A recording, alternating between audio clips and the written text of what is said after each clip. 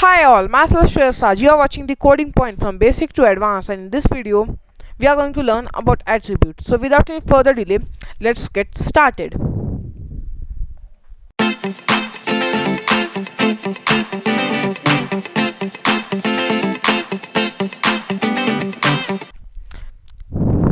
So, what are attributes?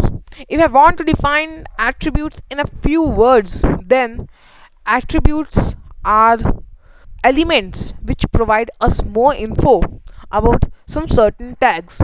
So I would create another file named attributes.html, and then I would write the basic code. So first attribute that I want to talk about is the class attribute and the id attribute. The class attribute is to used to sort the similar types of code, or the code that would be working together in a group, and so that if you are working on a css file and if you want to change the color of the whole group, then you could enter the group of name of the group and it's done. So now I have a few heading 1 tags, and I would write some numbers here. Yeah, like 1, 2, not here. Yeah, 2 and 3. Then I would open the live preview. I could see them like this. So after that, I would like to name the class. The class would be class, and I would press enter. Then I would name it headers. Like you could see, they are all headers, aren't they? So I would split them into the class of headers. Now I would copy the same code on each of this, and here we know that we are doing the editing, we get to know that each of this is in the header class. So now if we want to give each of them a unique id or a id, then we use the id tag. Like this, I would give the id 01 to the first tag, and I would copy it.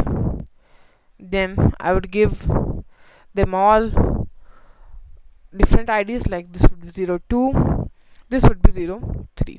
So we have given them three different IDs, but if you ever give same ID to more than one element or one tag, then it would run into some kind of conflict, and which is not totally recommended. It's not that you can't do it, you could simply do it as I did here, but I won't recommend doing this. So now, after the class and the id tag, there's a style tag. The style tag is like this. It works and it changes the color of a certain tag. Like for example, I would write this is a sample para, and then I would add the style tag, and I would write the color, and I would write the color, or I would tell the color to turn into blue, and tada, the color has been turned into blue. And you could do many things using the style tag, which we would discuss more in the css tutorials. So after the style tag, we have comments, or the comment tags. They are not actually any kind of tag, they are a certain messages or certain text that is not visible on your site, but if there are many people working on a certain website, then the comments are used to tell the other or the next developer after you that what you have done, and the notes or the warnings or any kind of information that you want to provide to the other developer could be written like that. Like for example, this is the only colored para, and then two minus sign more, and this. So now this has turned into a comment, so that if there are many developers who are working after me in this site, they would get to know that this is the only para which has been colored. Comments are also used to write codes or give some extra codes, like if you want to change the color, then use the code this. Like for example, I would show you the same. If you want to change the color of the para, then you can use the style attribute,